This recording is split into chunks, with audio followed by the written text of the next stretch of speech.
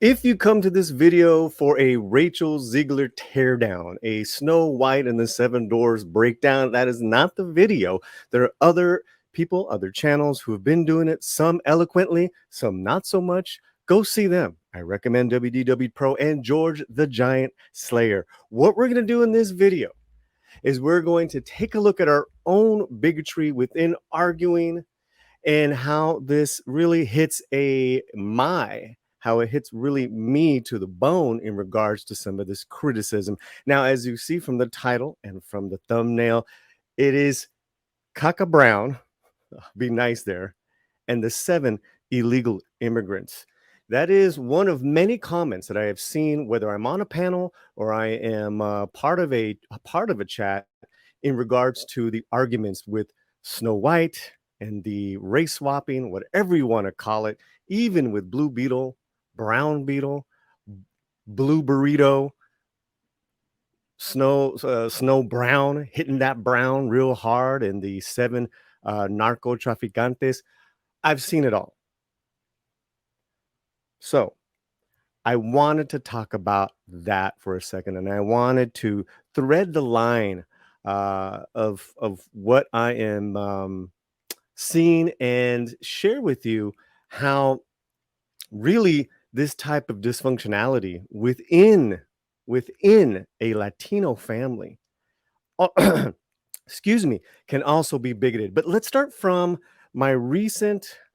So thanks for being here. Make sure to like and to subscribe to the channel. Now, in my recent appearance on WDW Pro, fantastic discussion. I want to start with a statement that WD makes, rather eloquently, I might add. Let's just say that right now, okay? Here we go. In that era in which the story is written, the idea that you could be fair-skinned comes from the idea that you could be of high nobility because you're not outdoors, you're not being tanned by the sun, and that's a rare thing in that era. Okay, get that. That in a fairy tale, you're looking back historically in regards to your nobility allowing you to be so fair skinned because you don't have to go outside and work. You don't have to brave the sun, right? And connect that to this fairy tale of Snow White, skin is fair. I thought that was really interesting in how WD was breaking it down. And I want to hit this because this is part of our collective history. This is not special to whether you're, from that Germanic area or Italy, the Mediterranean, the Latin America. The point is, if you have that type of skin that can get dark, you stayed inside. You made sure that you were going to get light and as pale as possible. I mean, this has been a thing. Some people call it colorism. Some people call it whether it's a familial or societal dysfunctionality where we treat those who are lighter skinned better. That is really interesting what WDW Pro pointed out. And it hit me. And I remember seeing this comment. If she, being Rachel Ziegler, wants a modern take with her starring in it, right? Even though she's an actor, she's just towing her line, the movie line, whatever it is. It's not her film. She's not the writer director, even though she acts like it. It should be called Shit Brown and the 7 Illegal Immigrants. When I say that I have been seeing these types of comments, this is not made up fantasy. This is not a fairy tale that I'm making up to kind of like stoke the flames here. This in its most polite way is just pure bigotry and ignorance that I don't, not only do I don't appreciate, but it strikes to me in my kind of like upbringing and my cultural identity as far as who I am, being Mexican American of Mexican descent. And this to me, I've been seeing this a lot, guys, a lot.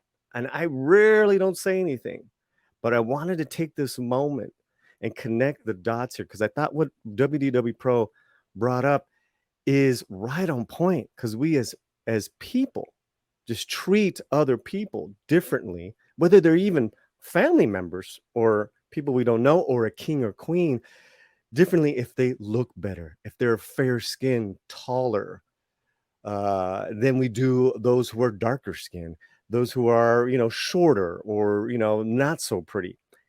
That's just kind of human nature, guys. It's been going on for a long time, right? Gotten a lot better, obviously, but this to me speaks of it. And I wanted to finish up this video and touch upon you that this has been going on in our collective Latinidad, right? This thing where it's not just Mexican, it's you can go to any Latin American country, any family, there's always a family member that's darker, lighter, in the middle, seemingly brothers and sisters that don't look alike, but they're in the same family. That is a a phenomenon that has been happening since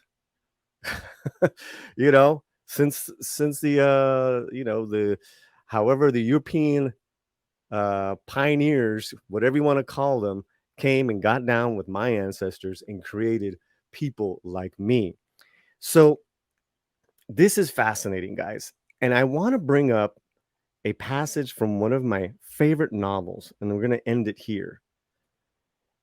The book is called The Rain God. It's by Arturo Islas. I'm going to put information about the book and about this author in the video box description. It is top 5, one of my favorite books of all time. I read this in the early 90s when this book came out.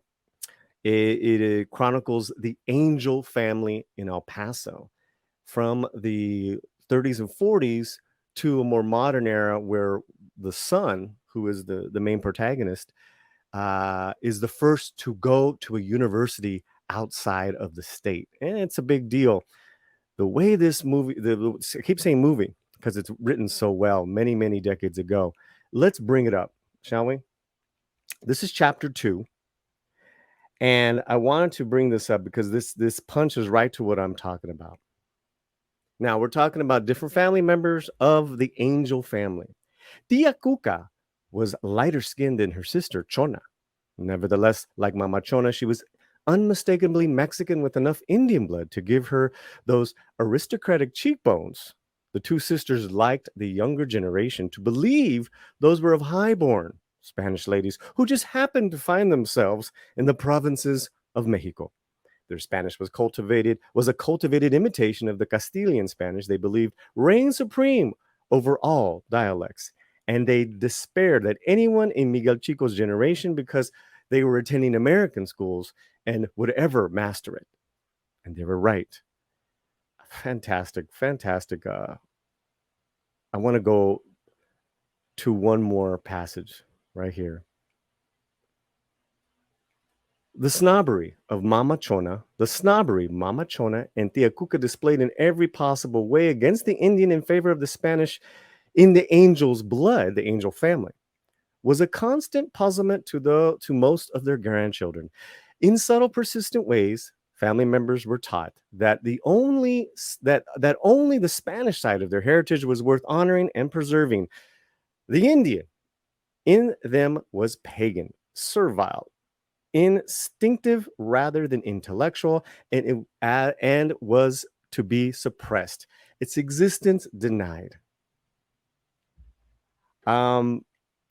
Like I said, I'm going to put the description of this book, information of this book. There are many great literature that talks about this from the Latinidad perspective. And because this argument has started years ago when Ziegler was first cast, Snow Brown, Snow Brown, Snow Brown, before we had a script, before she tweeted her first tweet, it is devolved to Shit Brown and the 7 illegal immigrants. Snow Brown, hitting that brown hard like you guys do. I just wanted to point this out, that this touches a nerve in myself and many other people who've experienced this in their own families. Now, it might not be the experience of every Latino member, but they know what I'm talking about. You guys know what I'm talking about. So, Again, I want to give praise to where praise is due. Great conversations from WDW Pro on this. Robert Meyer Burnett and George the Giant Slayer. I am talking about our own bigotry from our own family members who you see in this passage in the brutal treatment of our darker skin, of our darker Indian side, to this devolved argument over a actor and a fairy tale that we could be cruel in our complaints. So take it for what it is. I wanted to, give you my commentary, give you my slant on this. I can tell you from my own family that I got in my family lighter ones, shorter ones, darker ones. I'm in the middle, but let me tell you, I can get very pale, I can get very dark, and uh,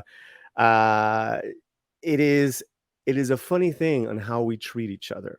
Now, I'll say one more thing in regards to that. Depending on the family and its functionality, it can come from a place of complete endearment and love, where you're saying, "I mi güerito, I mi negrito," to a place of hate and resentment where none of it's fun and it's often destructive. Give me your comments wherever you're at. Keep that slant muy fuerte. Gracias.